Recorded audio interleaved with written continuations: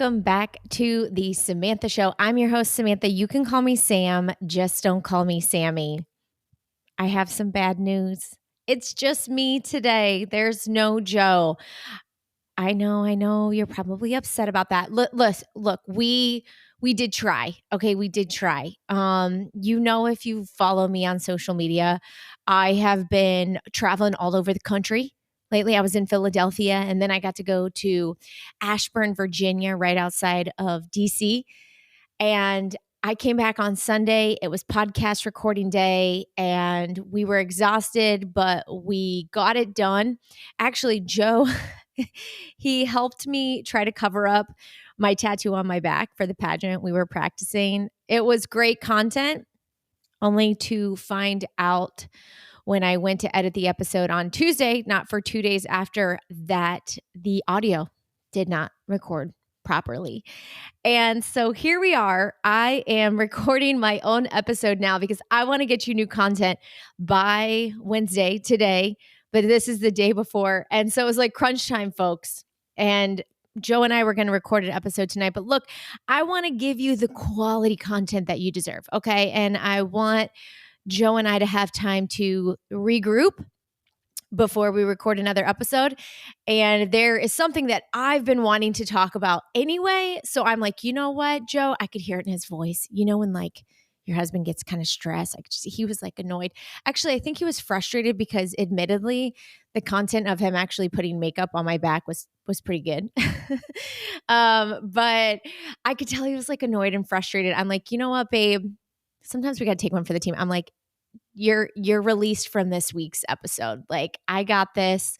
Let me just record one on my own and we'll regroup later this week. We'll do ours next week. So we flippy flapping now. And so the Joe episode will come out next week. I have a special guest too that I'm getting ready to record an episode with here soon. Looking forward to sharing that. So we got some good stuff coming up. So let's kick this off here. The 3 things you need to know. Then I'm going to get into the topic that I've been wanting to talk about for a while here. So I feel like the universe sometimes presents things in a way that hopefully somebody who listens to this needs to hear it at the right time. And that's why I'm in this position where I'm releasing this episode sooner than planned. But anyway, the 3 things you need to know. The first thing you need to know, I've been watching that Nat Geo show called Queens.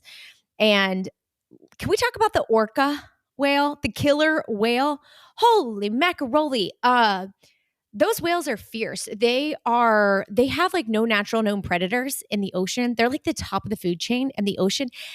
Those mofos will eat great white sharks, okay? They are insanely fierce. Okay, listen to this. So the matriarch, or like the head female of one pod, if like a mama whale and her baby whale come floating by her pod and she has a son, she will kill that other mama's baby so her son can mate with that other female pod and keep her bloodline alive. Yo, that is some like Lifetime, some insane, crazy-ish, okay? That's wild. Orca whales, killer whales are insane. They're fierce. Joe can't stand them. He thinks they're pricks, which they kind of are, but like kind of respect it, right? Anyway, that's the first thing you need to know. All of that. No particular piece. Just Google killer whales and learn more about them. The second thing you need to know, with Easter right around the corner, is that Ronald Reagan kept a bowl of jelly beans on his desk. That came to us from Craig, Maddie's Craig, Cycle Bar Rider Craig, Frat Boy Forever Craig. He shared that fact with me as a nice little Easter fact for you. And Joe and I got into this conversation. We actually talked about it on the episode that didn't actually end up happening. And we were having this whole debate about jelly beans. Are jelly beans good? What kind of jelly beans are the best? I love the classic jelly beans, right? Like the nice medium-sized. They kind of have that gritty texture. Love a classic jelly bean. I'll even eat the black ones. Like, give me all of it. I also really like the Starburst jelly beans. I think those are really good. I like to, around this time of year, replace my low blood sugar snacks with jelly beans. So typically I'll use like gels or Skittles or fruit snacks. But around springtime, around Easter time, I like to keep jelly beans on me because like, why not be festive, right? It's like during Halloween. I do candy corn. So, and we'll have fun with that. But there's your fact. Ronald Reagan kept a bowl of jelly beans on his desk. I didn't Google it. I did not fact check my friend Craig. This is hearsay. I have no idea if it was like 24/7 that Ronald Reagan kept these jelly beans on his desk or what. You Google it and you can get back to me if Craig has misspoken on that. Okay.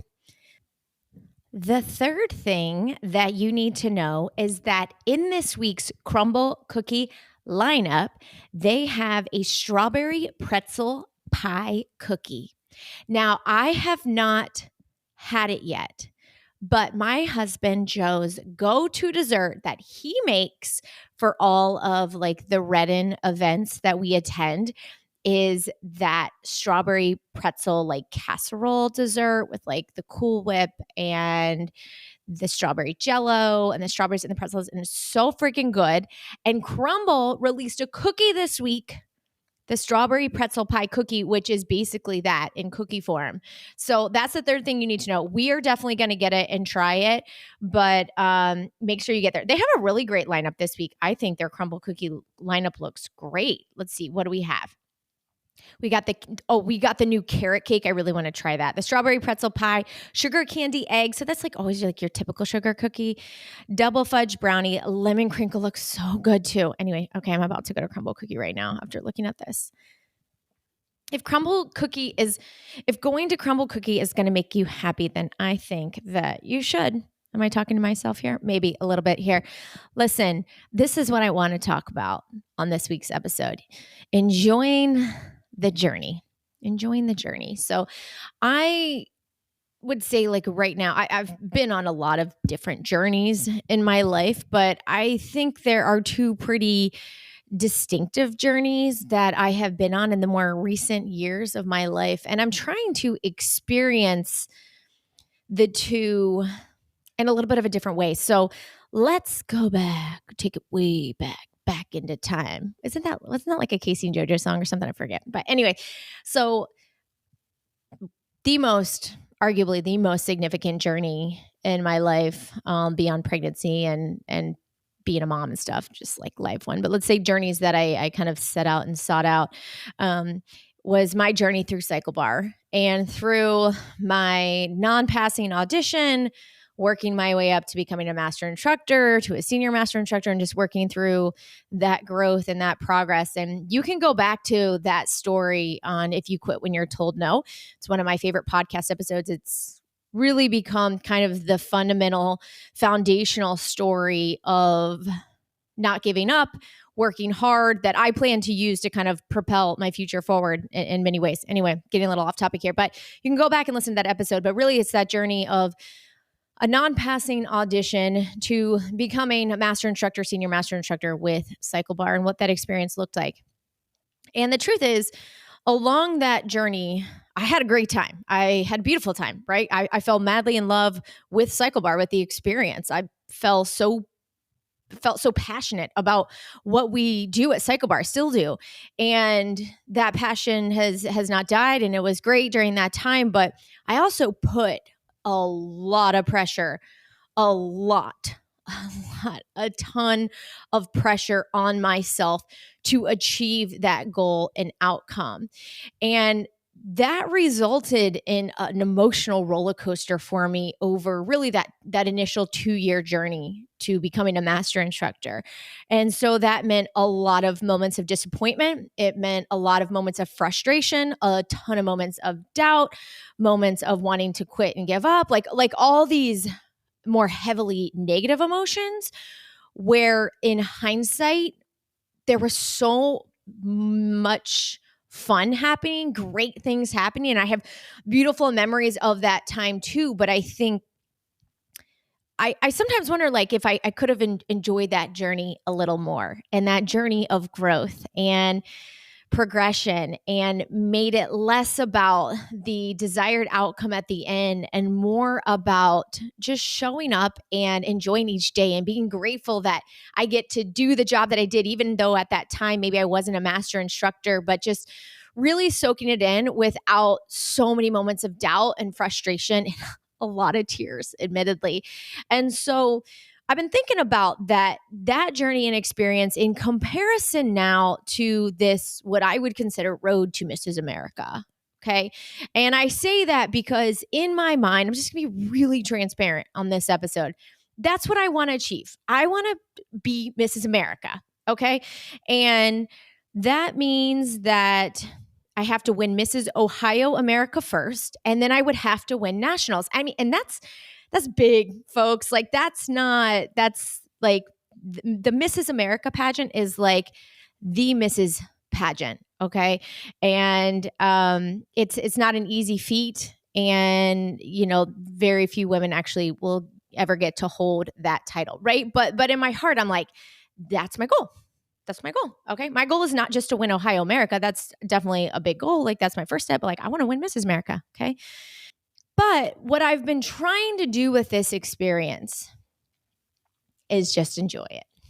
And it's funny, I texted my mom today and I was like, yeah, like, I had a little bit of doubt the other day, but I've been reminding myself that if I'm having fun, if I am happy today and I am having a blast, then that's what matters.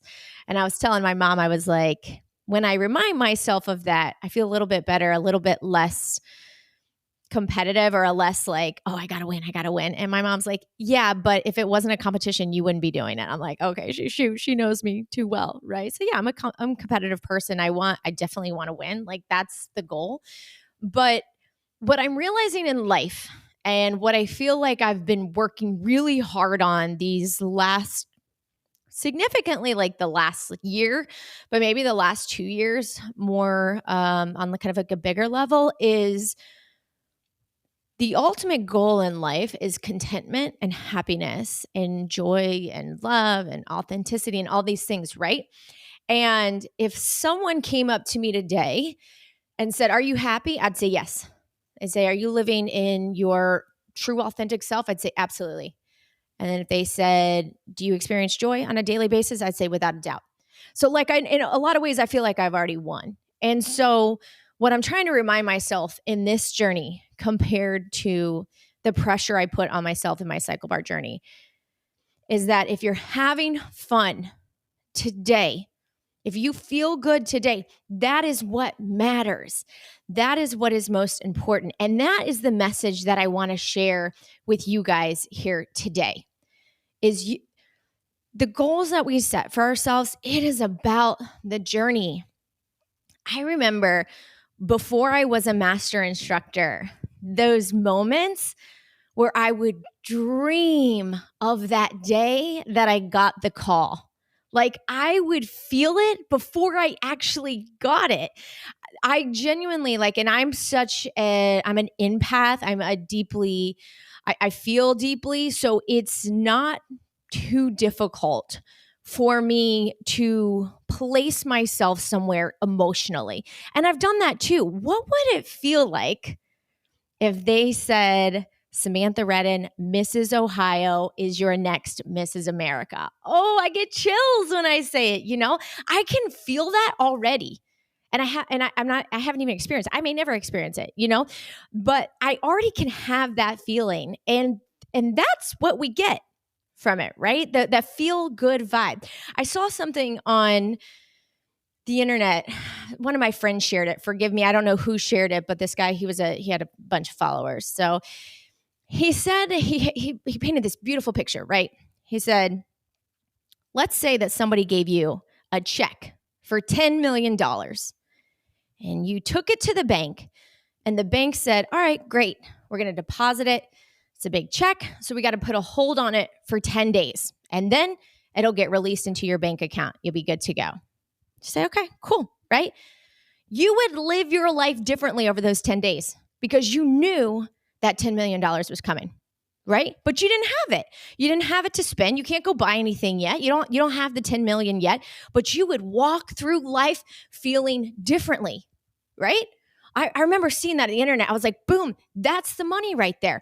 You should already believe that you already have everything you want and you can already live it today, right? So I can walk into any room I want and just believe that I am Mrs. Ohio America or I am Mrs. America. And I can already experience it. That same feeling that I might get when it's actually true, if it ever becomes true, right?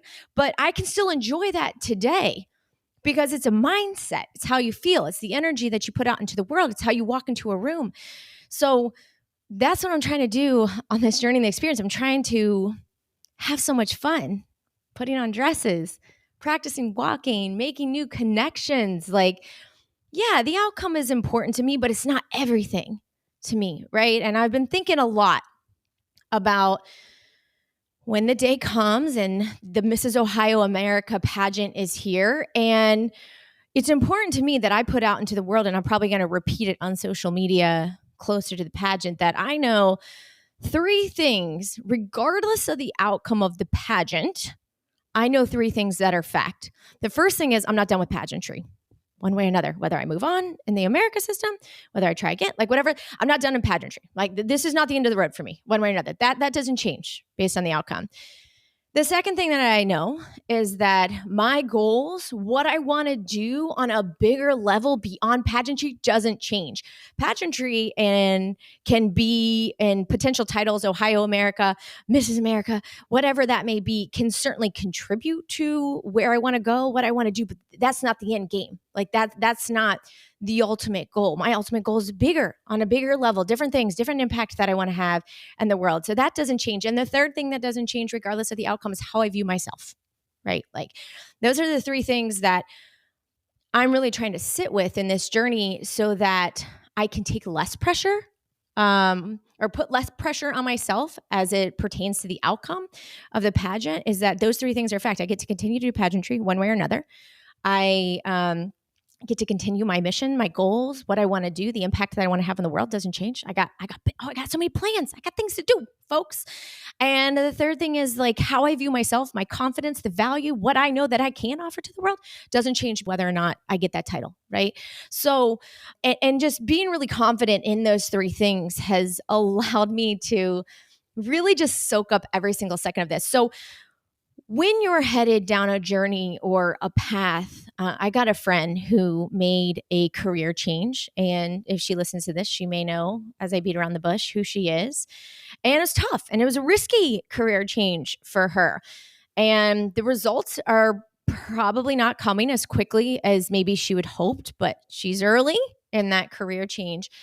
And I try to keep reminding her, you're happier where you are now. Right? Like you were not happy in that work environment. And maybe where you're at now is not the end goal, but it's better than yesterday. Trusting that and trusting that like, okay, but I feel better than where I was. I'm grateful, gratitude for your situations where you're at, even if it's the most basic, I got a roof over my head, gratitude for that. Gratitude will always boost your mood, make you feel better. So always show that gratitude. And I just kind of keep reminding them, like, enjoy this journey, enjoy this growth, these changes, the things that you learn in your journeys, the mistakes that we make, how we can get better from them. It's all about your mood. It's about your mindset. And the ultimate goal, as a reminder, is contentment, happiness.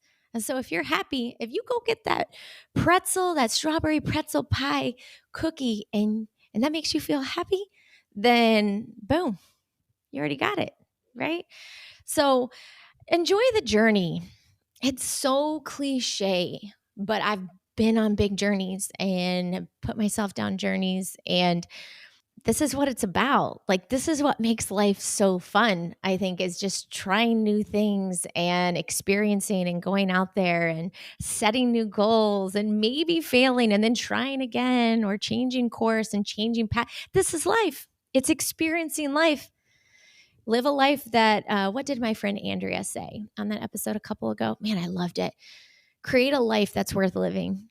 Ooh, so good. So good, man. I had a couple of friends on recently that they just like dropped some serious truth bombs. If you haven't listened to the last couple episodes, go back, man. Listen to them because there's some good stuff on there. Enjoy the journey. Give yourself grace. Show gratitude. Stop putting so much pressure on yourself for the outcome. Where are my type A people at? My Enneagram 3 people, like, I feel you deeply, right? Like, we are so focus on that outcome. Success, success, success, achieve, achieve, achieve. Sometimes we forget to just enjoy the journey because that's truly what it's about at the end of the day is how you show up and experience life every single day. Let's not rush it. Let's not rush to get to the end goal. Let's take the ride and let the universe show us what the end goal is and then get excited for whatever that is. I was talking to my friend Katie recently. What's up, Katie? And she's a big follower of Gabby Bernstein, as am I. And I was telling her, I was like, I'm trying to enjoy the journey, trying to manifest my goals and my dreams. I'm trying to believe that I can make anything happen for myself. I'm trying to follow Gabby Bernstein's work, but I get these moments of doubt and then I'm like kind of throwing myself off and I'm trying to like release and surrender to the universe and whatever outcome is meant for me. And I was like, but I also don't want to get it twisted. Like the goal, like this is my goal. This is what I want. Like, don't let the universe get confused. She's like, Samantha, surrender to the universe. And if you don't achieve what it is you want, so let's say if you don't achieve Mrs. Ohio America, if you don't achieve Mrs. America, then you trust the universe has a bigger plan for you, a better plan for you. And I'm like, okay, that's how we enjoy. And then you buckle up and you experience life and you see where it takes you. Anyway, relinquish to the universe, enjoy the journey, and tune in next week. I don't know, it's either going to be Joe or my special guest. I don't even know, folks. Let's see where it goes. I hope you have a really great Easter. You deserve it.